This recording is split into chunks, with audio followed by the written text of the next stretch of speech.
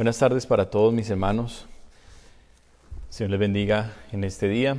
Vamos a dar inicio a la palabra del Señor. Muy contento de estar acá. Este es un gran privilegio para mí poder predicar la palabra de Dios. Y le doy gracias al Señor por esto, por su bondad, por su amor.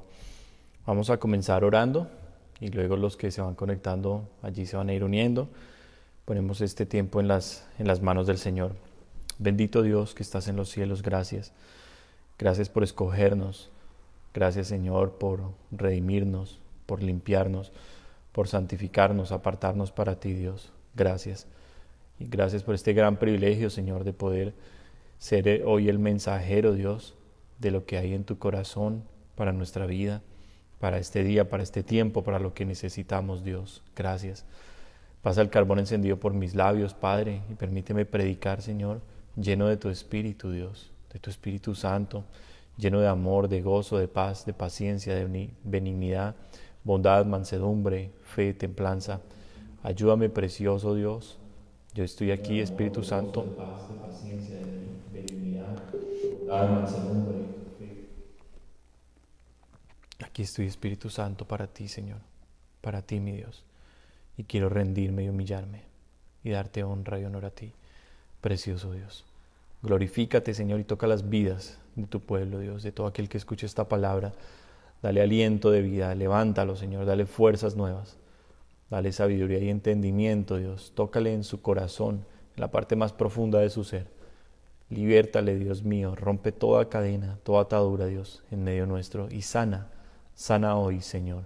Muévete, amado. Nosotros te exaltamos, te bendecimos, y aquí estamos para darte únicamente a ti la adoración que es solo tuya, Padre mío. Solo a ti te pertenece, precioso Dios. No somos dignos de estar en este lugar, Señor. No lo somos. Somos dignos de llamarte Padre, pero nos has dado este gran privilegio por la fe, por la gracia, Señor, con la cual tú, Señor, nos escogiste. Te amamos mucho, Dios, y te adoramos, Dios de Abraham, Dios de Isaac y Dios de Jacob. Te damos honor y gloria en Cristo Jesús. Aleluya. Aleluya. Y amén. Bueno, gloria al Señor. Bendito sea el Señor. Vamos entonces a la palabra del Señor. Quisiera hoy predicar un mensaje que se titula A Jacob amé. A Jacob amé. Y fue la palabra que pues el Señor me estuvo pues como poniendo toda esta semana en mis pensamientos. Estuve compartiendo con algunos hermanos que me encanta siempre hablar con los hermanos, hijos espirituales de esta casa, y en las palabras que yo les hablaba, luego el viernes el pastor Antonio las confirmaba en el mensaje que recibimos tan bello, y es lo que creo que Dios quiere hoy que nosotros guardemos en nuestro corazón. Creo que hoy Dios quiere que atesoremos este mensaje, que le demos mucho valor a este mensaje, porque es un mensaje que nos va a hablar del por qué Dios nos escogió, de qué es lo que hay en nosotros que ha hecho que los ojos del Dios Todopoderoso se hayan puesto sobre nosotros. Entonces, es un mensaje de aliento, es un mensaje de esperanza. Vamos a comenzar entonces precisamente en el texto que dice esto, a Jacob amé. Vamos a buscarlo allí en el libro de Romanos capítulo 9, por favor. Romanos capítulo 9. Vamos a comenzar allí, mis hermanos. Bendito sea el Señor. Romanos capítulo 9. Y vamos a estar leyendo. Gloria a Dios. Gloria a Dios. Bendito sea el Señor. Vamos a estar leyendo a partir del versículo 7. Romanos capítulo 9, versículo 7 en adelante. Dice la palabra de Dios: ni por ser descendientes de Abraham son todos hijos, sino en Isaac te será llamada descendencia. Esto es, no los que son hijos según la carne son los hijos de Dios, sino los que son hijos según la promesa son contados como descendientes. Porque la palabra de la promesa es esta: por este tiempo vendré y Sara tendrá un hijo. Y no solo esto, sino también cuando Rebeca concibió de uno, de Isaac nuestro padre, pues no habían aún nacido, ni aún había hecho ni bien ni mal, para que el propósito de Dios conforme a la elección permaneciese, no por las obras, sino por el que llama. Se le dijo: el mayor servirá al menor. Como está escrito: a Jacob amé, mas a Esaú aborrecí. Amén. Vamos a explicar un poquito estas palabras que a veces no son tan sencillas de comprender cuando primero se leen. Este mensaje del haber sido escogido por Dios, del haber recibido inmerecidamente la gracia, el favor, el amor, la misericordia, la libertad, la vida nueva, todo esto nace, y el único autor de esto, de la salvación, según la palabra en Hebreos, el autor de todo esto es Jesús mismo. Jesús es el autor de la salvación, y Dios es quien escoge cada persona en este mundo, en esta tierra, que pone sus ojos en Jesús, que abre su corazón al plan de Dios, que siente en su interior el deseo de buscar a Dios un día. Allí comienza la escogencia de Dios. Allí comienza a manifestarse como Dios había trazado un plan para esa persona. Ahora, de aquí surge un gran debate en la iglesia cristiana. Y más adelante estaré hablando un poco cómo de manera ya profética Dios había anunciado lo que vendría para la iglesia cristiana. Pero de esto de la escogencia salen doctrinas de error, como cuáles: la doctrina de la predestinación, mal interpretada por muchas ramas bautistas, en la cual se establece que Dios predestinó a su libertad, por su designio, por su providencia, que es uno de los atributos de Dios. Dios quiso escoger a unos para salvación, y a esos que escogió les dio la fe para que creyeran en Él, y les dio su espíritu, y los lavó con la sangre del Señor, y a ese grupo que Él escogió los llevará al cielo. Por tanto, es imposible que ese grupo que Dios escogió se pierda algún día. Eso es lo que erróneamente han interpretado de las Escrituras. Pero hay algo que debemos comprender detrás de cada doctrina que nosotros escuchamos, y es que la doctrina se convierte en error cuando toca y afecta los fundamentos de quién es Dios como persona, como ser. Cuando una doctrina ataca los atributos de Dios, se convierte en una doctrina de error. Entonces no podemos levantar una doctrina en la cual Dios se manifieste como alguien injusto. No habría necesidad de un juicio si Dios escogiera a su providencia, porque Él quiso hacerlo, a un grupo para que se salvaran y a otro grupo para ser castigados. Eso atentaría contra la justicia de Dios. ¿Y qué es la justicia de Dios? Su perfección, su santidad, que a cada cual le debe dar lo que se merece. Entonces, allí comienza el error de la doctrina de la predestinación según muchas corrientes bautistas. ¿Qué es lo correcto?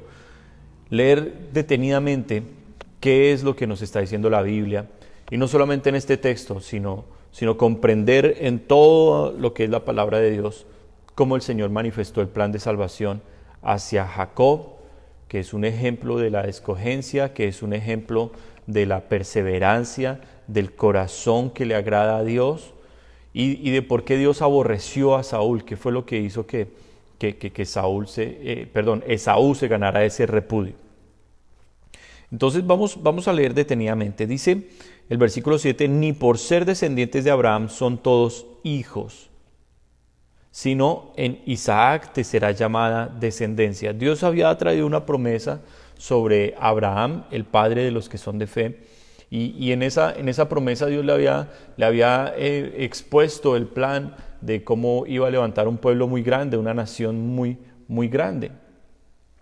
Entonces, Abraham, presa de la presión de su esposa y el tiempo de la demora de que la promesa no llegaba y no llegaba, Abraham como hombre, como humano, a pesar de que es un gran ejemplo de fe en la Biblia, Abraham se debilitó en la fe y se dejó arrastrar por las propuestas de su esposa Sara, quien le dijo: mira, Dios sí te dio una promesa, pero tal vez la promesa tú no la entendiste bien, yo no soy parte de la promesa, sino es sobre ti, ve y hazle un hijo a nuestra sierva Agar la egipcia. De ahí es que Dios te va a levantar. Abraham no consultó con Dios, Abraham realmente se apresuró, y a pesar de ser un emblema de la fe, Abraham, de ser un gran amigo de Dios y de ser un gran ejemplo, Abraham también falló. Y cuando falla en la fe, comete el error, y su primer descendiente es Ismael. Ismael, que es de donde provienen todos los árabes, grandes enemigos del pueblo de Dios. Abraham es consciente de su error, se da cuenta cómo falló, y es algo que hoy es de ejemplo para nosotros. Muchas veces queremos ayudar a Dios a realizar sus planes y nos metemos en el trabajo de Dios y nos interponemos en lo que Dios quiere hacer, cuando lo que Dios simplemente nos decía era: cree y espera que yo voy a hacerlo. Por eso dice que cuando se le dio, el versículo 9 dice: por este tiempo vendré y Sara tendrá un hijo. Dios había establecido un tiempo, Abraham se aceleró en ese tiempo. Y es algo que nos sucede, mis hermanos, y fallamos. Muchas veces nos salimos de los tiempos de Dios. Dios nos quería dar algo y nosotros nos apresuramos, lo tomamos antes de tiempo, lo tomamos mal, y lo que iba a ser una bendición para nosotros se convierte en tropezadero, se convierte en un dolor de cabeza, en algo que nos lamentamos después. Entonces, desde allí comenzamos nosotros a aprender cómo la Escritura no esconde los errores de los grandes hombres de Dios, para que nosotros los tengamos allí claros como ejemplo de que no ha habido nadie perfecto en este mundo, únicamente Jesucristo, el Hijo de Dios. Que nosotros, si fallamos y caemos, tenemos la esperanza, la oportunidad de volvernos a levantar, como cada uno de estos hombres falló y se volvió a levantar con Dios. Y allí yo espero que usted pueda decir amén. Entonces Dios le da la promesa, viene el tiempo de la visitación, nace el heredero, que es Isaac, y sobre Isaac se traslada la promesa que Dios le había dado a Abraham. Ahora Isaac es el que tiene esa promesa, él es el que la posee, el poseedor de la promesa. Y pues Isaac no se caracterizó en la Biblia por ser un gran hombre de fe, simplemente es un hombre que retuvo la promesa de Dios, honró a Dios, obedeció a su padre Abraham, y de él vienen estos dos personajes que hoy estamos tratando, Jacob y Esaú. Concibe su esposa Rebeca, y cuando Rebeca concibe, se comienza a ver proféticamente un anuncio de Dios para nosotros los creyentes. En ella hay gemelos, o mellizos mejor. En ella se hallan mellizos, y los dos combaten el uno contra el otro. Uno hace parte del plan de Dios, el otro hace parte de la manifestación de lo que es cerrar el corazón a Dios. Hablo de Jacob.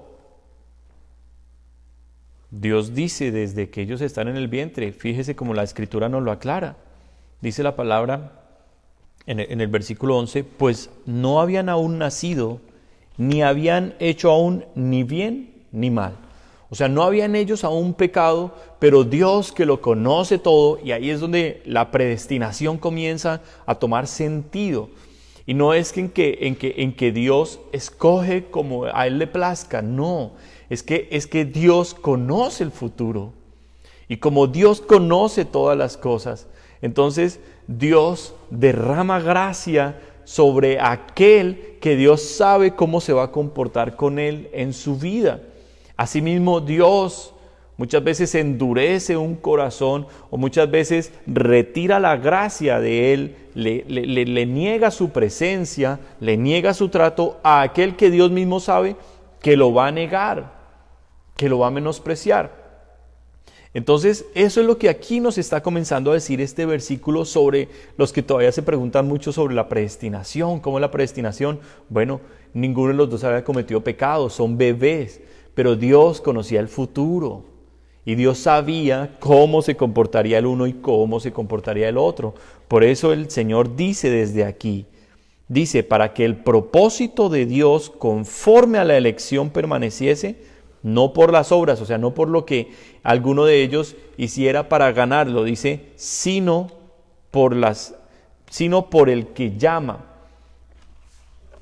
Porque no era lo que ellos hacían, era lo que en sus corazones realmente habitaba, porque Dios escoge corazones.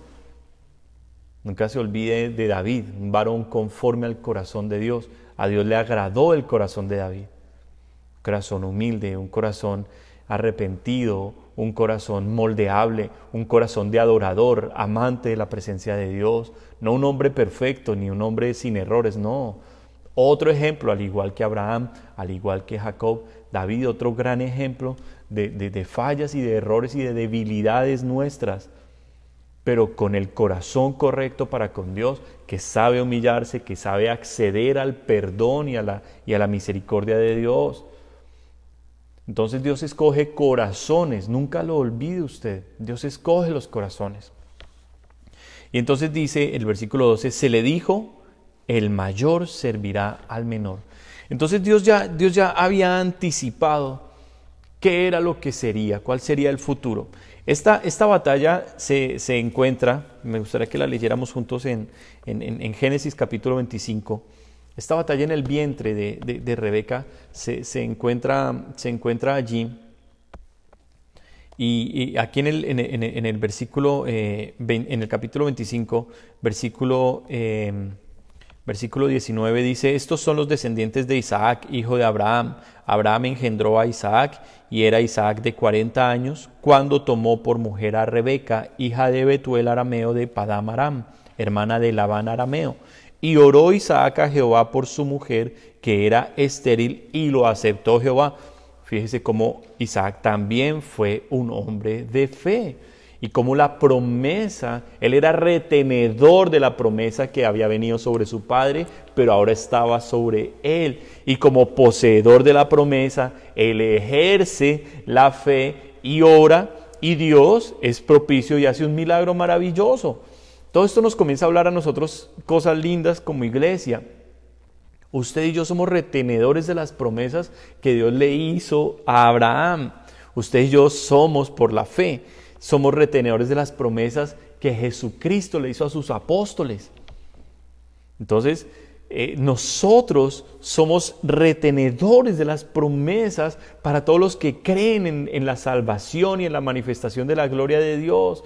Por eso nosotros podemos ejercer la acción de orar por cualquier situación y Dios se manifestará como lo prometió. Como lo hizo con los hombres de la Biblia, se manifestará sobre nosotros, porque al igual que ellos, que eran simplemente hombres, también como ellos poseían las promesas, ahora son nuestras por la fe en Cristo. Esas promesas son nuestras. Y yo quisiera que usted en este momento pudiera decirlo allí en su casa, usted que me está escuchando, pudiera decir, yo soy retenedor de las promesas de Cristo. Yo soy retenedor, yo soy poseedor de las promesas de Cristo. Yo tengo las promesas de Cristo sobre mi vida, yo tengo las promesas de Cristo sobre mi familia, yo tengo las promesas de Cristo sobre mi cuerpo, de sanidad, yo tengo las promesas de Cristo de liberación, yo tengo las promesas de Cristo de restauración, de edificación, Yo tengo las promesas de Cristo. Yo tengo las promesas de Cristo. Entonces fíjese que aquí la escritura nos dice en el versículo 22, y los hijos, porque Jehová, dice el versículo 21, Jehová aceptó y concibió a Rebeca su mujer, y los hijos luchaban dentro de ella, y dijo, si es así, ¿para qué vivo yo? Y fue a consultar a Jehová, y le respondió Jehová, 2 naciones hay en tu seno, y 2 pueblos serán divididos desde tus entrañas. Un pueblo será más fuerte que el otro pueblo, y el mayor servirá al menor. Vamos a sacar de la Escritura cosas lindas para nosotros.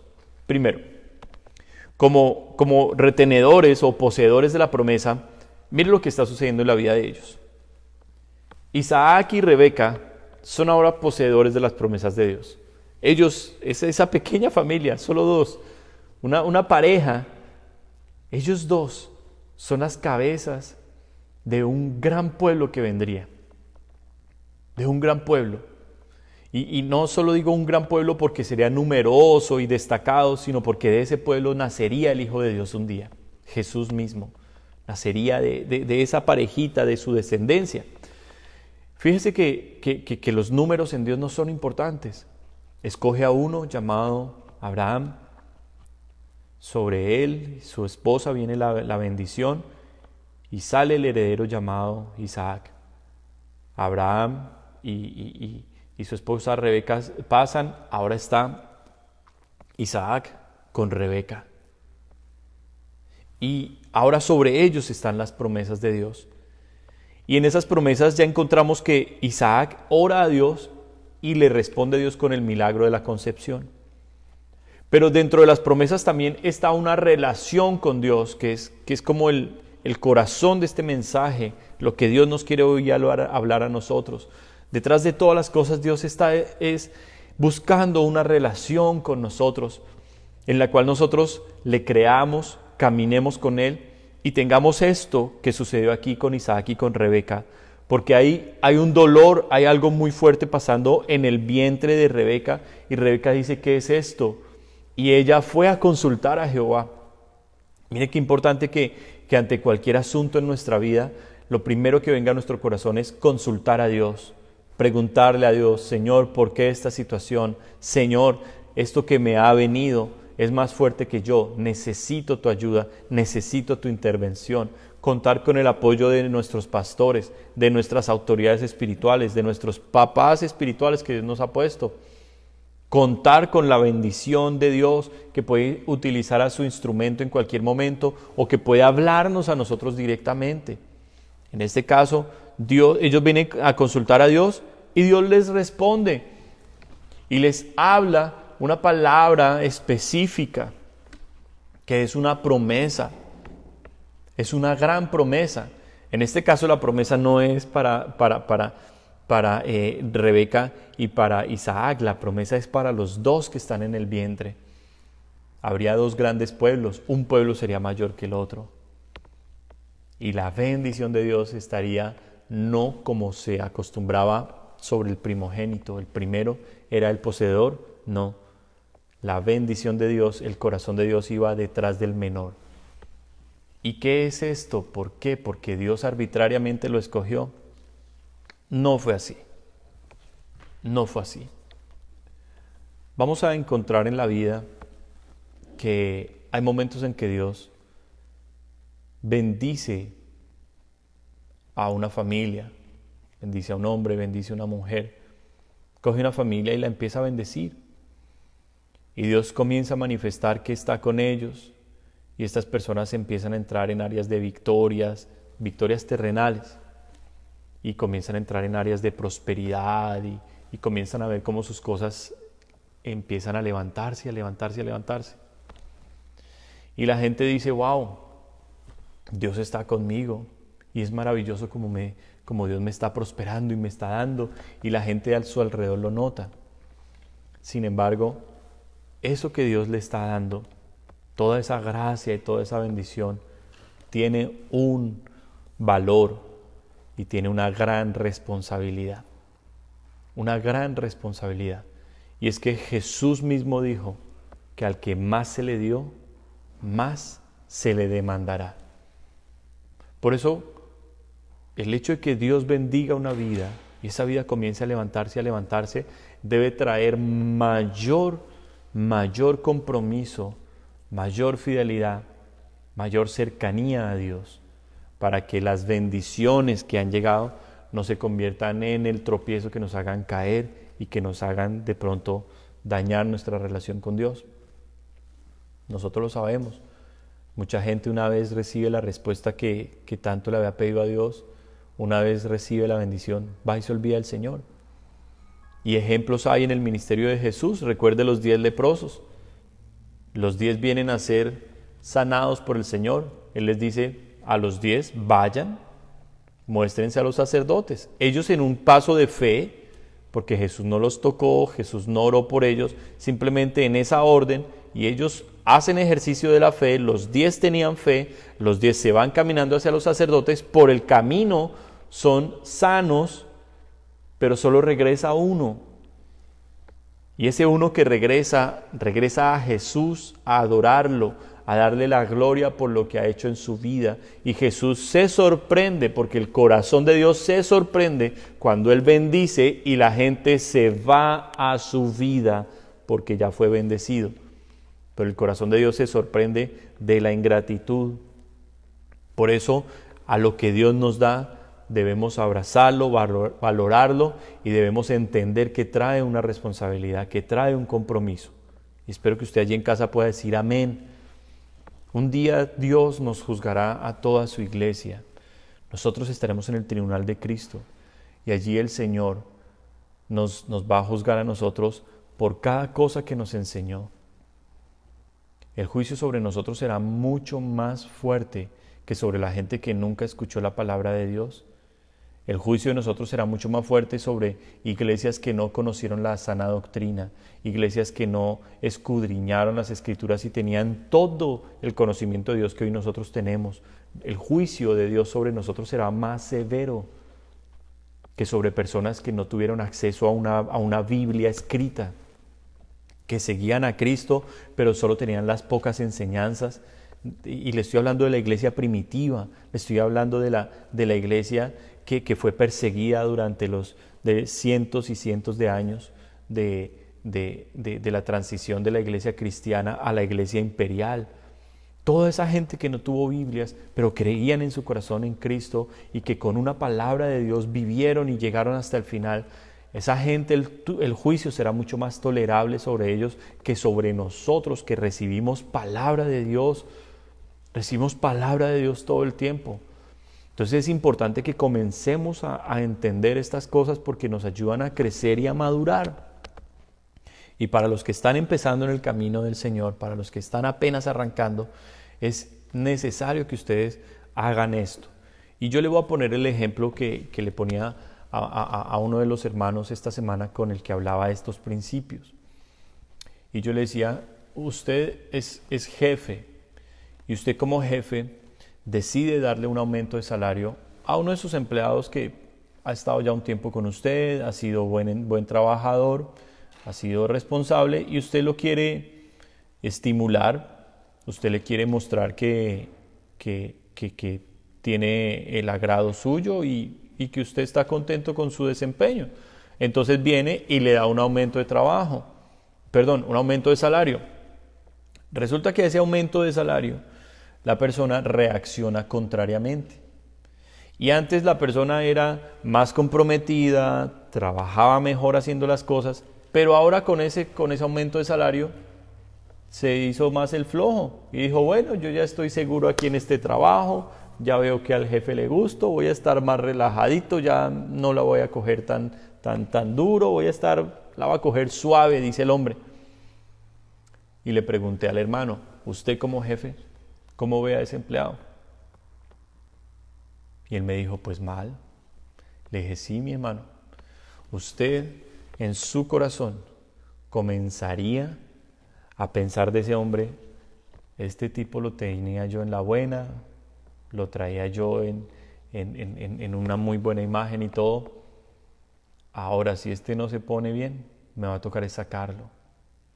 Entonces, en lo natural, en las cosas de esta tierra, aprendemos cómo Dios muchas veces trabaja con nosotros, cómo Dios realmente nos da, pero también espera que nosotros nos comportemos de acuerdo a eso que Él nos da, a eso que Él está haciendo en nuestra vida. Son palabras de madurez. Los que somos papás lo sabemos. Damos premios a nuestros hijos por buen comportamiento, pero asimismo los corregimos por su mal comportamiento. ¿Qué sucedió entre Jacob y Esaú? Bueno, Esaú creció, dice el versículo 25, salió el primero rubio y era todo velludo como una pelliza y llamaron su nombre Esaú. Después salió su hermano, trabada su mano al calcañar de Esaú y fue llamado su nombre Jacob. Y era Isaac de edad de 60 años cuando ella los dio a luz. Y crecieron los niños y Esaú fue diestro en la casa, hombre de campo, pero Jacob era varón quieto que habitaba en tiendas. Y amó Isaac a Esaú porque comía de su casa, mas Rebeca amaba a Jacob. Bueno, aquí hay varias cosas que también es importante mirar. Dese cuenta que Isaac tenía 40 años cuando se casó con Rebeca, pero fue a los 60 años que tuvieron hijos. A los 60 años. Dese cuenta que a pesar de que uno es poseedor de la promesa de Dios, hay un tiempo para esa promesa. Y el tiempo no es antes ni es después. Satanás es experto en colocar atajos. Satanás es experto en colocarnos el afán para que nosotros tropecemos, para que nosotros cojamos las cosas a nuestra manera y podamos llegar hasta a perder las bendiciones de Dios. Por eso la paciencia es la evidencia de que el Espíritu Santo ya está en nosotros. Aprendemos a esperar. Dios habló, Dios dijo que lo iba a hacer. Yo voy a esperar en el Señor. Yo voy a ver la manifestación de Dios. Voy a caminar en fe. Me voy a comportar como Dios espera que yo me comporte, pero lo que Él va a hacer, lo va a hacer en el tiempo que Él ha establecido. ¿Qué me compete a mí? Seguir siendo un hombre, una mujer de fe, seguir siendo un hombre, una mujer de oración, pegado en su palabra, sirviéndole al Señor, y lo que Él ha dicho, Él lo hará cuando Él lo haya establecido. Estos dos jóvenes que han nacido son totalmente opuestos, totalmente opuestos. El uno es un hombre rubio, velludo y experto en la caza, fuerte, de carácter, valiente. El otro es un hombre tranquilo. El otro es un hombre más aquietado, más pegado a su mamá, un hombre más pausado, más sabio. El otro es un hombre más fuerte, más temperamental. Y hay una gran diferencia entre ellos y el amor de los padres también está dividido. El papá está con Isaac, está con Esaú y Rebeca está con Isaac. Comienza a evidenciarse que hay un plan de Dios. Rebeca es la que es consciente de ese plan. Rebeca sabe en su corazón que Dios ha escogido al menor, que a pesar de que la primogenitura está sobre Esaú, ella sabe que hay algo que Dios vio en Jacob. Y el corazón de Rebeca, un corazón muy sensible a Dios, un corazón que se pega mucho a Jacob, quien era el que sería al final el poseedor. Es importante aclararle algo a usted, mi hermano, y es que había una promesa, pero los detalles de esa promesa no son revelados. Al igual que a usted y que a mí, Dios nos puede decir, yo voy a hacer contigo esto, pero los detalles los vamos a tener que encontrar nosotros por el camino.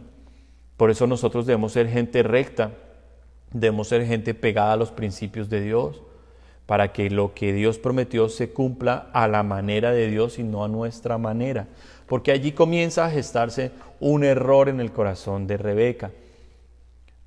Viene el envejecimiento de Isaac, la promesa debe ser heredada del patriarca Isaac a su siguiente hijo, la confirmación, porque la promesa en este momento está sobre Esaú, y la confirmación vendrá cuando de palabra lo declare Isaac, que es el poseedor, pero Rebeca, temerosa de que su hijo que ha sido escogido, su hijo Jacob, venga y tenga la oportunidad de que se cumpla la promesa que ella recibió, de que el menor sería servido por el mayor, ella temerosa comienza a gestar el plan.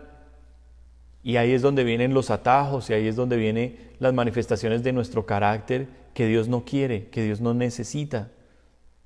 Y ese plan fue gestado y entre los dos tramaron una trampa, un engaño. Jacob se vistió como su hermano Esaú y vino y engañó a su papá. Y de manera corrupta obtuvieron la promesa porque Isaac estaba ya ciego. Y la promesa que estaba sobre Esaú pasa a Jacob. Jacob ya se la había comprado a su hermano Esaú, quien era un hombre deliberado, era un hombre que no pensaba mucho. En un momento de hambre, de debilidad, viene Esaú del campo, viene cansado y Jacob está cocinando un guisado de lentejas delicioso. Y por un plato de lentejas, Esaú le dice, coge la primogenitura que tanto tú deseabas. Allí es donde se ve por qué Dios ama a uno y aborrece al otro. Hace muchos años yo tenía una amiga aquí en London, que una intercesora, una mujer de Dios muy especial, una mujer que en la escuela, en todo lado, predicaba el evangelio con un celo, con una mujer muy bella de Dios, muy especial. Y esa hermana que no era miembro de nuestra iglesia, pero que asistía en algunas ocasiones y que hubo siempre esa gracia que Dios nos dio con nuestras familias. Y un día en nuestras conversaciones sobre Cristo y sobre la palabra, empezamos a hablar de la predestinación.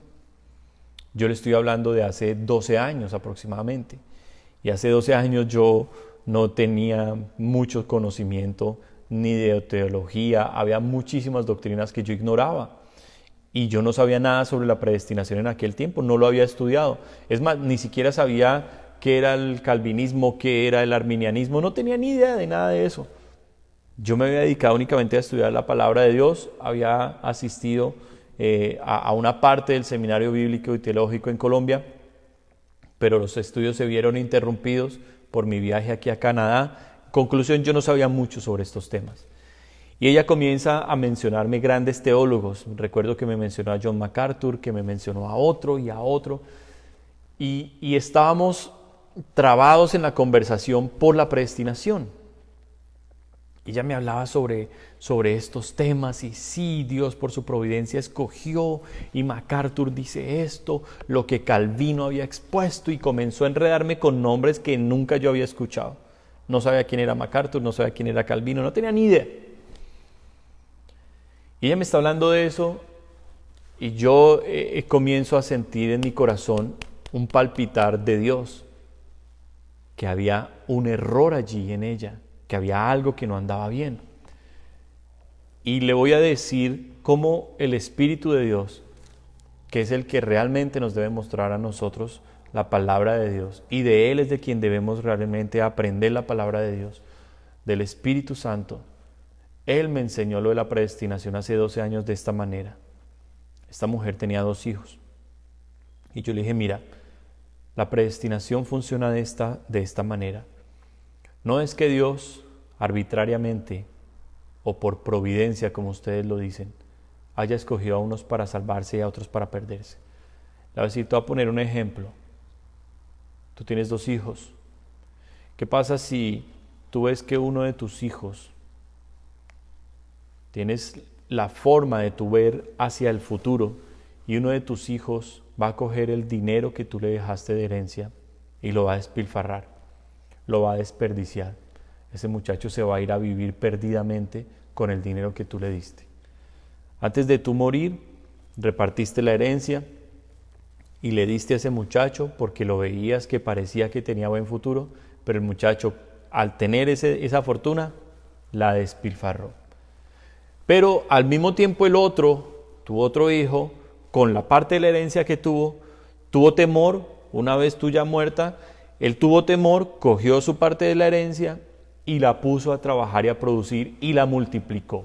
Ahora, tú con ese conocimiento del futuro, antes de tú dar la herencia, ahora ¿cómo les vas a dar? Y ella me dijo, pues obviamente al menor le voy a dar más. Y le dije, ¿eres injusta con el mayor? No. Parecería que hubiera sido injusta con el otro, a quien no le quiso dar, pero el conocimiento del futuro fue el que cambió la decisión de por qué sobre uno sí y al otro no. Eso es la predestinación. Y eso es lo que sucedió con Jacob y con Esaú, que Dios conocía el momento en que Esaú iba a vender su primogenitura como nada, con palabras despreciativas. ¿Para qué me sirve la primogenitura si igual un día voy a morir? Y la da como si fuera cualquier cosa. Y Dios vio eso. La promesa, la gloria del Dios de Israel, la sangre del Mesías vendría mezclada con esta descendencia. Y como un hombre que tenía por basura lo de Dios iba a ser merecedor de esa gracia. Por eso el Señor dice, a Jacob lo amé, a Esaú lo aborrecí. ¿Qué es aborrecer? Es simplemente no dar el amor, es despreciar o apartar, poner a un lado. Y es curioso como la Escritura habla de Esaú. Si usted mira en Hebreos capítulo 12,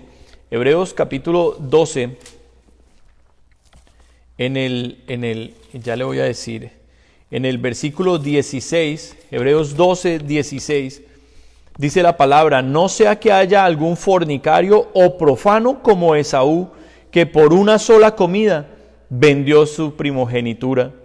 Porque ya sabéis que aún después, deseando heredar la bendición, fue desechado y no hubo oportunidad para el arrepentimiento, aunque la procuró con lágrimas. Allí es donde nosotros debemos comenzar a respetar a Dios y a darle el valor a la relación con Dios. Hay lágrimas que conmueven el corazón de Dios. Hay lágrimas. Si usted piensa, y hoy durante la alabanza Dios me daba un mensaje para predicar, y era cómo gestar a un Samuel, cómo gestar un hijo espiritual. Y la gestación de Samuel, la gestación de tremendo profeta, tremendo hombre de Dios que fue Samuel, fue en medio de lágrimas, fue en medio de un quebrantamiento de espíritu, fue en medio de una intercesión muy poderosa. Y en medio de eso, el corazón de Dios se conmovió de ver las lágrimas, el dolor, la fe, la aflicción, todo eso combinado desató el poder del cielo y se levantó un gran hombre de Dios llamado Samuel. Pero eso nació en su madre, en la mamá.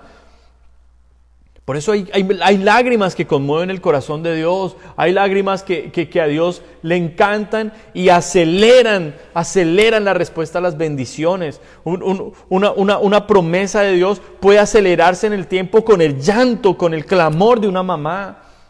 Por eso yo animo a las mamás de que este sea el tiempo de mayor oración, de mayor intercesión por sus hijos. Entre su hijo más oscuro esté, entre su hijo más hundido, más cerrado, más duro para Dios esté, mayor debe ser su nivel de intercesión, mamá. Mayor debe usted estar a solas con Dios, llorando, quebrantada en su presencia, porque la gracia del Señor va a venir con mayor rapidez, porque Dios está viendo el dolor que hay en usted y Dios se aflige con nuestro dolor. Entonces hay lágrimas muy poderosas delante del Señor. Desatan su gloria, desatan su bendición. Pero estas lágrimas de Esaú no fueron esas lágrimas. Las lágrimas de Esaú no eran por el dolor causado al corazón de Dios, como fueron las lágrimas de David. Las lágrimas de Esaú eran muy similares a las lágrimas de Saúl, quien se tiró a rasgar el manto del profeta Samuel, a decirle bendíceme delante de los ancianos y de todo el pueblo. Son lágrimas de remordimiento porque se perdió algo material. Pero el verdadero arrepentimiento no es la pérdida que nosotros tengamos acá. El verdadero arrepentimiento es el dolor que le causamos al corazón de Dios. Por eso el verdadero arrepentimiento siempre traerá salvación. El remordimiento lo único que traerá será frustración, enojo, ira, amargura. Por eso usted debe aprender a clasificar también sus lágrimas. ¿Qué clase de lágrimas usted está llorando? Pero si son lágrimas como estas que le acabo de hablar de una Ana, la bendición va a ser muy grande. Y eso es lo que nosotros tenemos que buscar. Llegar a ese punto de desprendernos de las cosas de acá y de buscar el corazón de Dios intensamente. ¿Qué es lo que queremos agradar? El profano Esaú, la Escritura lo cita como el profano Esaú. Fornicario y profano. ¡Wow! ¡Qué cosa tan horrible! ¡Qué títulos tan horribles para una persona que un día fue poseedor de la promesa de Dios! Fue poseedor de la promesa de Dios un día y ahora es un profano. ¿Quién es un profano? ¿Qué significa la palabra profanar? Bueno, profanar es coger un templo de Dios que es sagrado, que es santo, y es meterle algo inmundo, es meterle algo hediondo, es meterle un ídolo, es meterle una idolatría, es hacer algo corrupto con lo santo que es lo de Dios. Y eso fue lo que hizo el profano Esaú. Jacob tuvo una vida a partir de ese momento terrible, pero es allí donde nosotros vemos el amor y la manifestación de Dios. Jacob recogió mucho de lo que él sembró con el engaño, porque él engañó a su papá, lo cual está terriblemente mal. Y él recogería eso multiplicado, porque la batalla que él tuvo con su suegro Labán no fue gratis. Fue el resultado de él mismo haber sido un engañador un día. Ahora él estaba recibiendo la consecuencia de lo que él mismo había hecho mal. Pero en medio de eso, en medio de todo ese sufrimiento y aflicción, estaba Dios diciéndole: yo te amo, Jacob. Y uno dirá: ¿cómo todos estos problemas dicen que Dios me ama? ¿Cómo se me ha venido el mundo encima? ¿Dónde está el amor de Dios? Ese es el amor de Dios, que le permite muchas veces al hijo, a la hija, recoger lo que hizo mal, para aprender a caminar derecho, a caminar rectamente delante de Dios. Ese es el verdadero amor del Señor. Ahora, yo le pido que me acompañen unos capítulos más adelante, en el capítulo 32. En el capítulo 32, después de toda esta batalla y de 14 años muy duros de explotación de Labán y de sufrimiento, en donde Dios estaba disciplinando a Jacob, Dios le estaba realmente puliendo, trabajando en su carácter, que es lo que hace un padre con su hijo. En medio de toda esa batalla, cuando Dios le da la orden de salir, mire cómo sale Jacob de allí. Dice el versículo 1, Génesis 32:1, Jacob siguió su camino y le salieron al encuentro ángeles de Dios. Usted debe comprender que en medio de su batalla, y usted puede estar atravesando una enfermedad, una crisis económica, una crisis familiar, usted puede estar atravesando persecución, usted puede estar atravesando opresión espiritual, un ataque espiritual del enemigo para hacerlo dudar de su fe, dudar de su llamado. Usted puede estar en diferentes campos de batalla en este momento, pero donde sea que usted se encuentre, Dios está permitiendo eso, porque de ahí va a salir un gran guerrero, una gran guerrera de Dios. De ahí va a salir un verdadero hijo, una verdadera hija de Dios, que aprende en el momento difícil a adorar a su Padre, no a quejarse, no a renegar, no a olvidarse de Dios, no a hacer las cosas más en sus fuerzas o a su manera, sino a confiar en que Dios tiene un plan. Y siempre que usted vaya por el camino de Dios, le pasará lo que le pasó aquí a Jacob. Ángeles le saldrán al encuentro. Siempre habrá ángeles rodeándole. Siempre habrá ángeles rodeándole. La pregunta es, ¿por qué están los ángeles? ¿Porque somos los poseedores de la promesa? Yo le digo, tendremos ángeles alrededor porque somos hijos de Dios. Y Dios manda cuidar y proteger a sus hijos porque Dios es un padre celoso, un padre bueno que ama con un amor total. Por eso usted no puede desmayar en este momento de prueba. Usted no puede dejarse derribar por lo que usted está atravesando. Todo lo contrario, es cuando más debe afirmarse y saber quién es usted en Dios, tener una identidad, y así como el amor de Dios estaba sobre Jacob, está sobre usted. Quiero que usted en este momento, por favor, se imagine estas dos situaciones. 14 años en los cuales Jacob está siendo explotado por un abusador llamado Labán, su tío. Explotado al máximo. Pero en esos mismos 14 años, ¿qué pasó con la contraparte? ¿Qué pasó con Esaú? ¿Está siendo disciplinado por Dios? ¿Esaú está siendo corregido por Dios? ¿Esaú está en prueba, en aflicción, está en crecimiento espiritual? Le voy a decir no. Mire lo que dice la palabra del Señor. Mire lo que dice la palabra del Señor. En el capítulo más adelante, en el capítulo 30 y... se me perdió el capítulo. En el capítulo 35... No, perdóneme, capítulo 34. Capítulo 32, perdóneme. En el capítulo 32, en el versículo, vamos a leer a partir del versículo 3. Jacob está regresando hacia su tierra y sabe que se tiene que encontrar con su pasado, tiene que encontrarse con su hermano. Jacob había pasado todos estos años de aflicción en la tierra de su tío Labán. Ya finalmente ha salido. Labán le sale a perseguirlo con las intenciones de acabarlo. Dios le advierte a Labán: no lo toques, él es mi protegido. Labán deja ir a Jacob, pero esa no fue la última batalla que tuvo Jacob en su vida. Vendría otra batalla, y era con su pasado, su contraparte, su hermano Esaú. Y Jacob viene prosperado por Dios como poseedor de la promesa, pero sabe que se tiene que encontrar con su hermano. En el versículo 3 dice: y envió Jacob mensajeros delante de sí a Esaú su hermano a la tierra de Seir, campo de Edom. Y Jacob le envía a los mensajeros, y Jacob viene en paz, pero viene temeroso, porque sabe que le espera una confrontación después de todos estos años. Pero el punto que yo le quería decir está aquí en el versículo 6. Años y años de aflicción, de luchas, de pruebas sobre la vida de Jacob. ¿Qué había pasado con su hermano Esaú en todos estos años? Versículo 6 dice: y los mensajeros volvieron a Jacob diciendo: vinimos a tu hermano Esaú, y él también viene a recibirte, y 400 hombres con él. 400 hombres con él. ¿Qué eran estos 400 hombres? ¿Eran pastores de ovejas? ¿Eran labradores? No, era el pequeño ejército que se había armado este hombre. Y yo le quiero pedir que use su imaginación. Si Esaú tenía un ejército de 400 hombres, ¿qué tanto había crecido el pueblo de Esaú?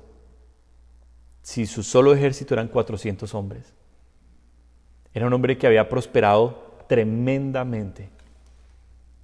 Mientras Jacob había sido afligido, había sido probado, había sido quebrantado todos estos años, Esaú había disfrutado la provisión, había disfrutado el crecimiento material, el enriquecimiento.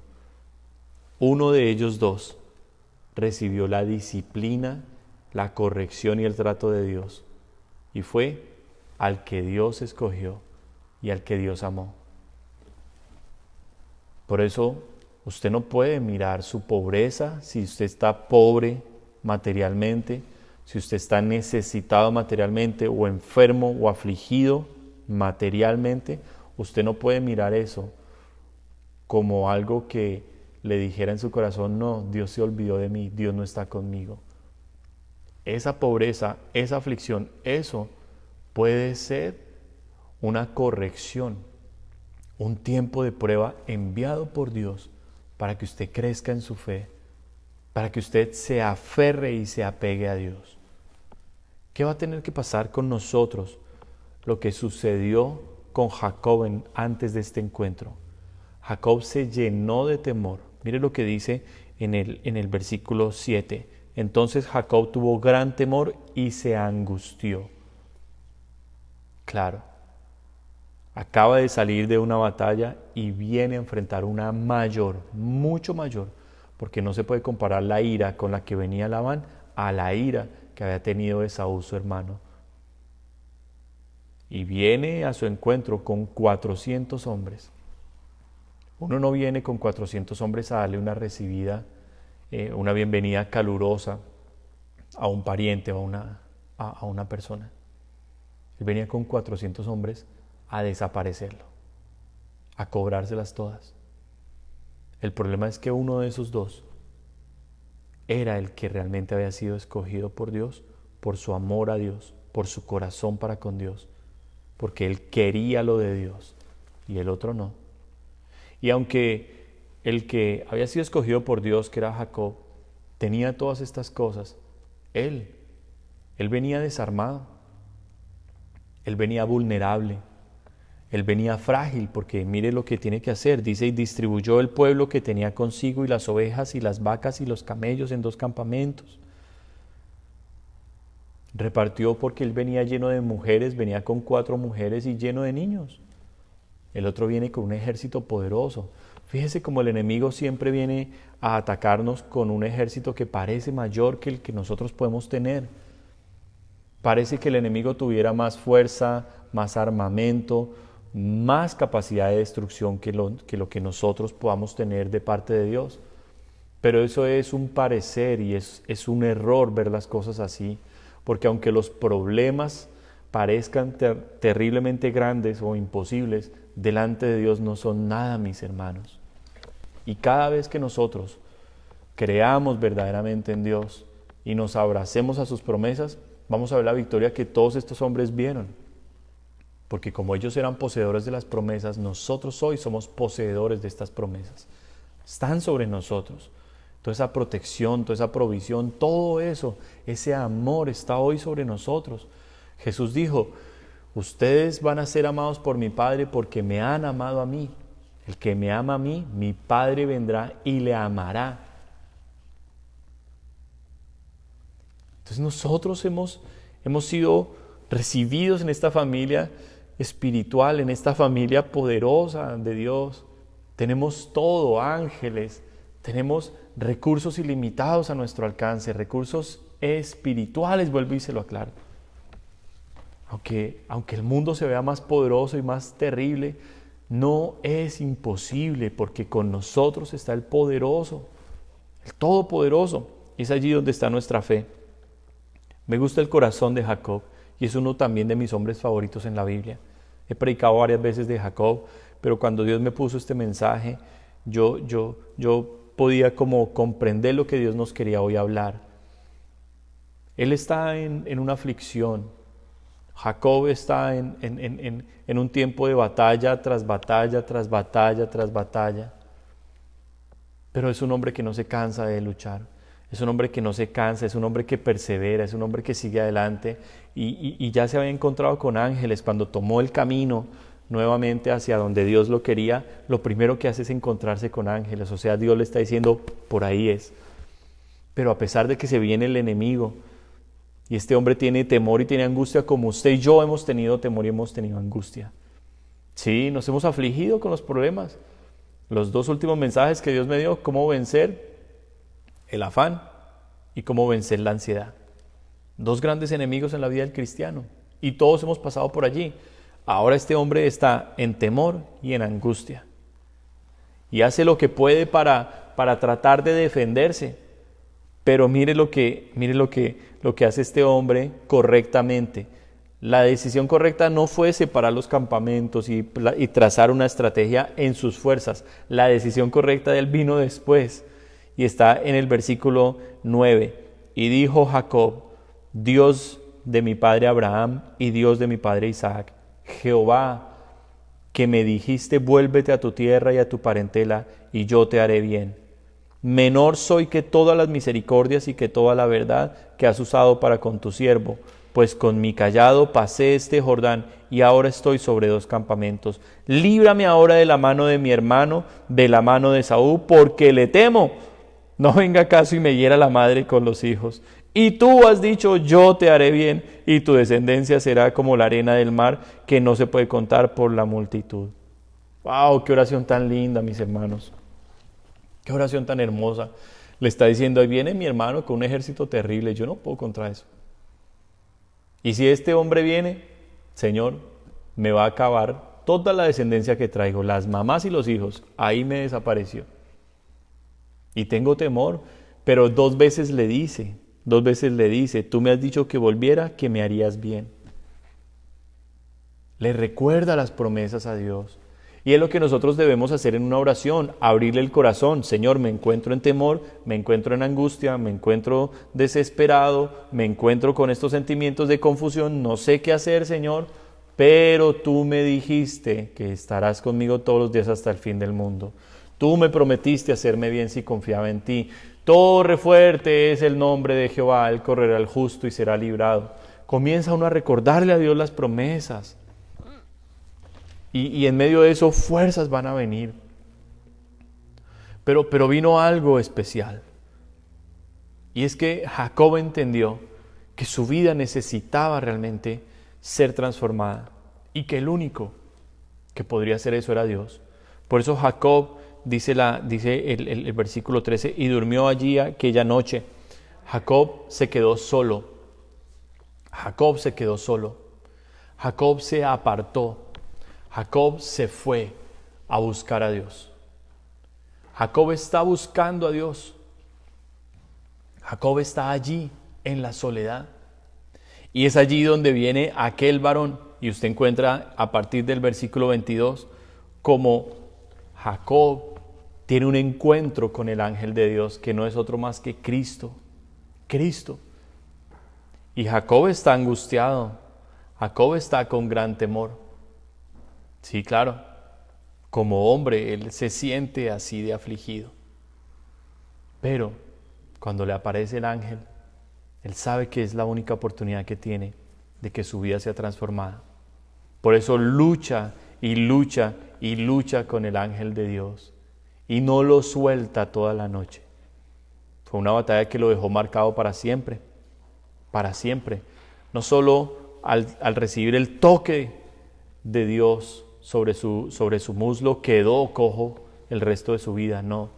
El toque principal de Dios vino en su corazón cuando le cambia su nombre y le dice, tú ya no vas a ser más Jacob, que es el engañador. Tú no vas a ser más un tramposo. Tú no vas a ser más un hombre que hace las cosas en sus fuerzas. Tú vas a ser conocido como Israel, que es el que lucha contra Dios y vence. ¿Y qué es luchar contra Dios?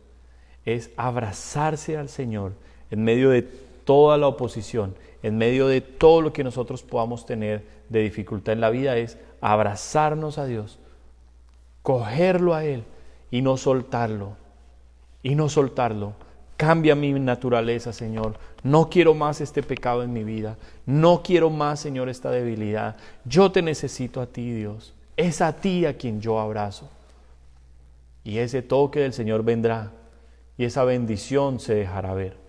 Usted conocerá que a partir del capítulo 33 vienen las bendiciones para Jacob. Ya su hermano Esaú viene, pero viene con gran alegría. Lo abraza, hermano mío. Esaú había prosperado, era rico, era poderoso, pero el que venía con Dios era Jacob. Por eso aún sus enemigos estaban rendidos a sus pies. Y es allí donde usted necesita, mi amado hermano, mi amada hermana, recapacitar qué es lo que nosotros estamos buscando realmente en la vida. ¿Las bendiciones de Dios o que Dios realmente esté con nosotros? Quisiera pedirle antes de terminar que leyera estos versículos acerca de la corrección que Dios nos da. En Proverbios capítulo 13, versículo 24. Proverbios capítulo 13, versículo 24. Mire lo que dice acerca de la corrección. El que detiene el castigo a su hijo aborrece, mas el que lo ama desde temprano lo corrige. ¿Qué hubo en la vida de Jacob? Corrección. ¿Por qué? Porque tenía un padre que lo amaba. Dios era su padre. Y hubo corrección desde temprano. ¿Qué hubo sobre Esaú? ¿Disciplina? ¿Corrección? ¿Tratos? No. Dios jamás trató a Esaú. Prosperó, multiplicó, se enriqueció, pero de Esaú vino un pueblo llamado Edom, los edomitas. En el cruce del pueblo de Israel por el desierto, ellos tenían que pasar por los campos de Edom, y Dios le dijo a Moisés: no los toques ni les hagas daño porque ustedes son hermanos.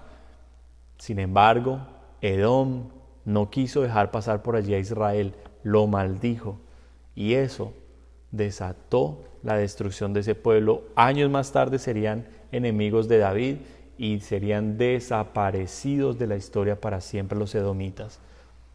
Y así termina todo aquel que menosprecia las bendiciones de Dios, todo aquel que dice: eso lo de Dios es cualquier cosa, eso ser cristiano es igual que ser de cualquier otra religión.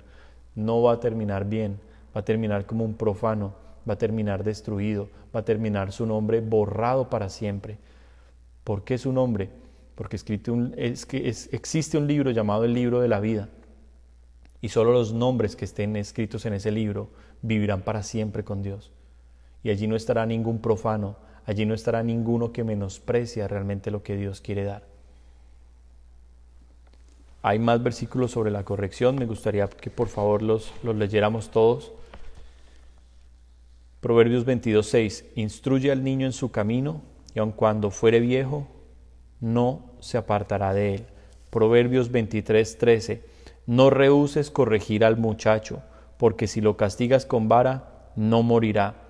Versículo 14, lo castigarás con vara y librarás su alma del Seol.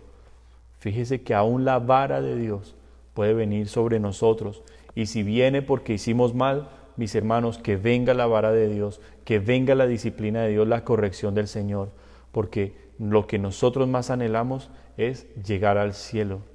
Y Dios nos puede corregir y disciplinar todo lo que Él considere, porque lo hará como un padre que ama. Terminamos aquí en Hebreos capítulo 12. Hebreos capítulo 12, versículos 5 al 11. Hebreos 12, 5 al 11.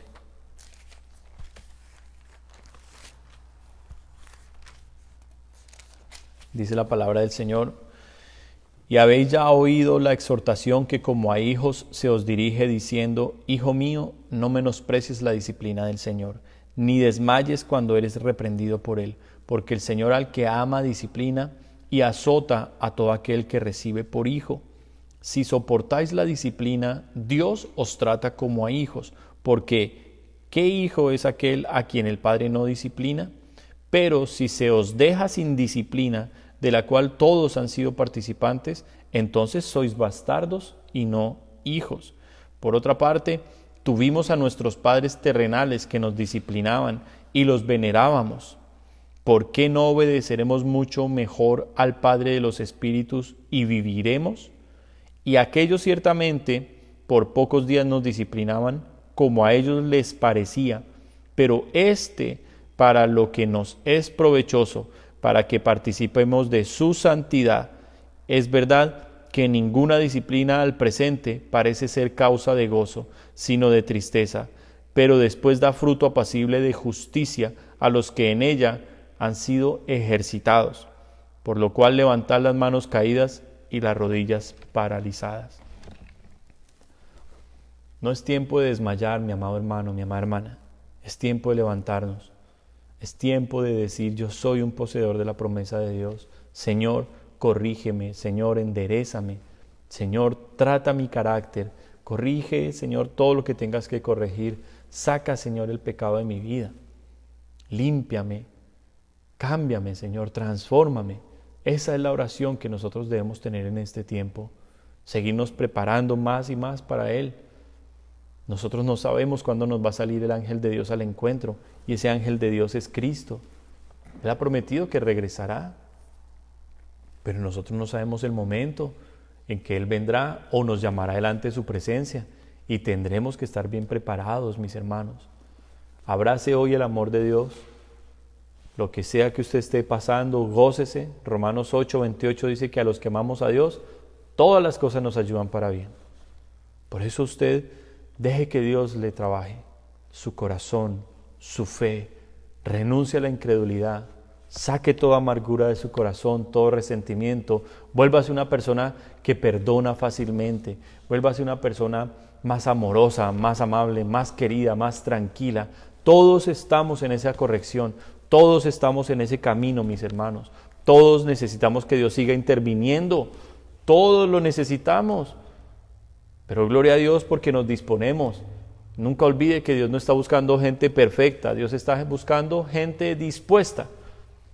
Y yo quiero preguntar en esta tarde, ¿cuántos de los que están escuchando están dispuestos? ¿Cuántos de los que están escuchando allí están dispuestos? Y pueden decir, sí Señor, yo estoy dispuesto. Sí Señor, yo estoy dispuesto. Vamos a levantarnos, mis hermanos, oremos por todas estas cosas. Y vamos a dejar que el Señor haga su obra perfecta en nuestra vida. Una obra maravillosa. Usted no va a desmayar. Mire lo que nos dice el último versículo que leímos. Levantad las manos caídas y las rodillas paralizadas.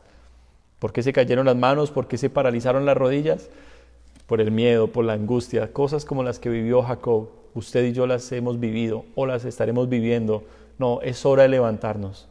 Es hora de levantarnos y de recibir el amor de nuestro Padre, de recibirlo a Él. Oremos, mis hermanos, oremos. Los que estamos aquí también vamos a orar y vamos a pedirle al Señor su manifestación. Bendito Dios, gracias por hablarnos con tanto amor. Gracias, Señor, porque no nos dejas como bastardos.